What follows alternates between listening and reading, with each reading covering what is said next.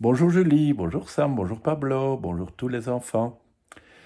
Vous avez certainement déjà vu à l'école, parfois sur la cour de récréation, des disputes entre enfants, ou pire, des bagarres, quand on se donne de vilains coups. C'est pas bien ça. Halte à la bagarre. Nous allons découvrir une jolie histoire. Il était une fois, dans un pays ensoleillé et chaud, un acacia majestueux qui se dressait comme un grand parasol dans la savane, parmi les hautes herbes jaunes. De mémoire de lion, il avait toujours été là. Il grandissait paisiblement sans craindre le soleil.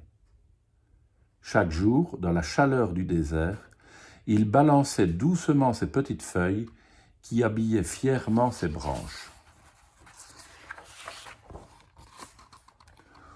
Au pied de l'acacia vivait Nico, le chacal aux yeux mi-clos, Alfred, le zèbre des hautes herbes, et Johnny, le singe accro d'acrobatie.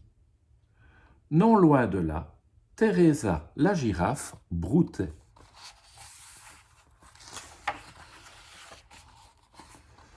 Or, un jour qu'Alfred hennissait et que Johnny se balançait bruyamment, Nico, à moitié endormi à l'ombre de l'acacia, fut gêné dans son sommeil et commença à s'énerver. Il pensa « Ils me dérangent toujours, ces deux-là. Que font-ils ici d'abord ? Cet acacia est à moi. C'est vrai, mon père me l'a toujours dit. » Et puis soudain s'en fut assez, vraiment assez. Le balancement bruyant, le hennissement et sa propre colère, tout cela l'étouffait. Sans se lever, Nico plissa les yeux et aboya. « Maintenant, partez, déguerpissez, débarrassez le plancher. »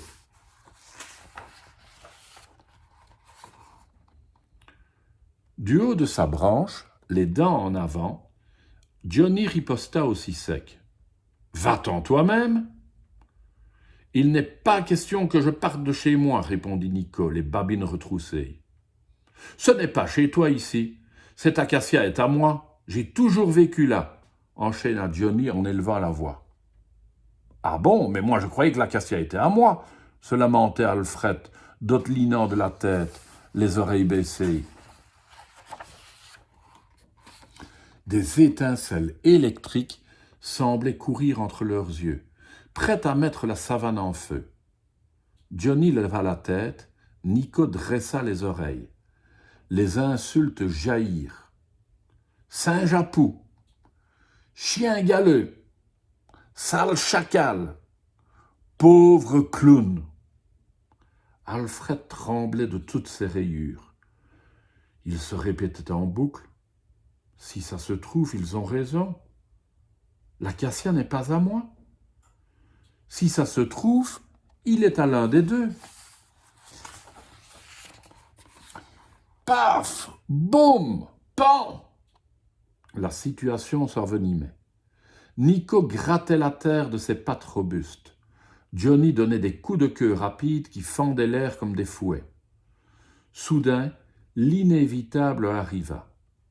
Nico et Johnny s'empoignèrent. Nico essaya de mordre.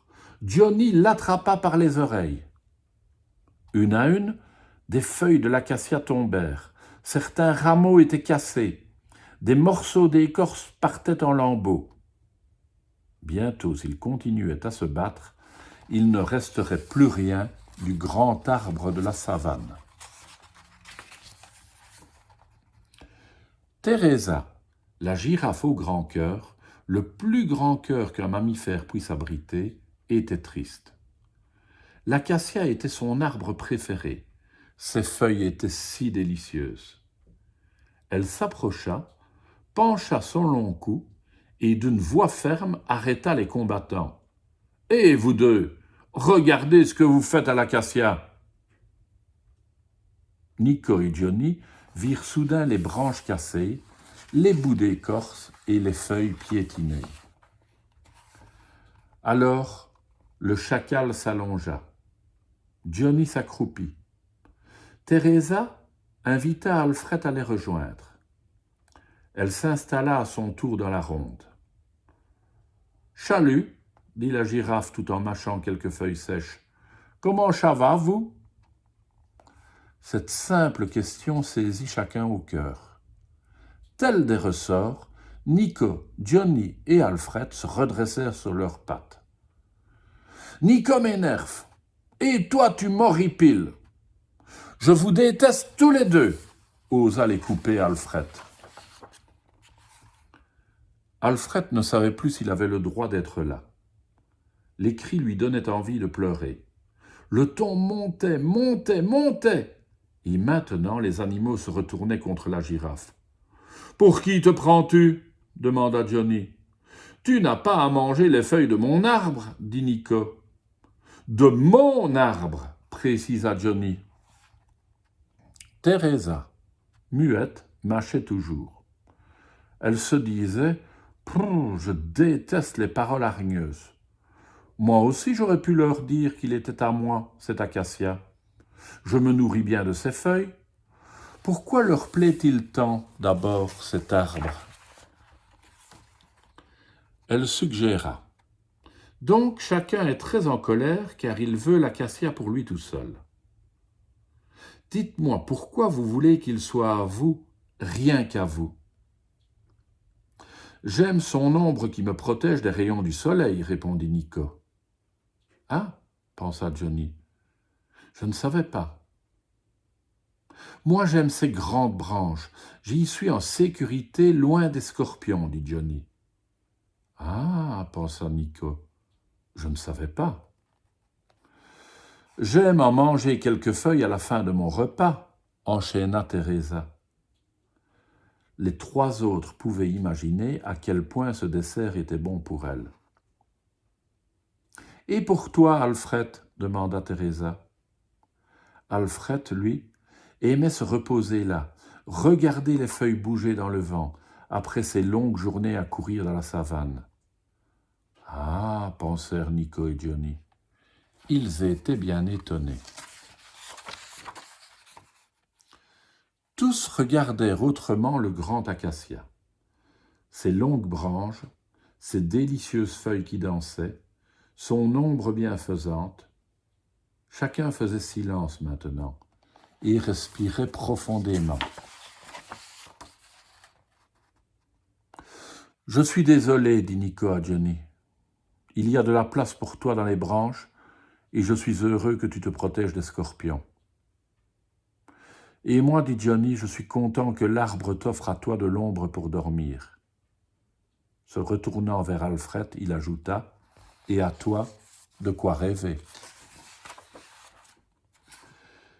C'est ainsi que l'acacia majestueux, qui se dressait comme un grand parasol dans la savane, parmi les hautes herbes jaunes, servit de parasol à Nico, de château fort à Johnny, de paradis à Alfred et de temps en temps de dessert à Teresa. De leur conflit était né un cadeau, la vraie paix. Parce que souvent, quand on se dispute ou qu'on se bagarre, c'est parce qu'il y a un malentendu, c'est parce qu'on ne se comprend pas. Alors si on se parle gentiment pour se comprendre, la dispute est finie. À demain les enfants.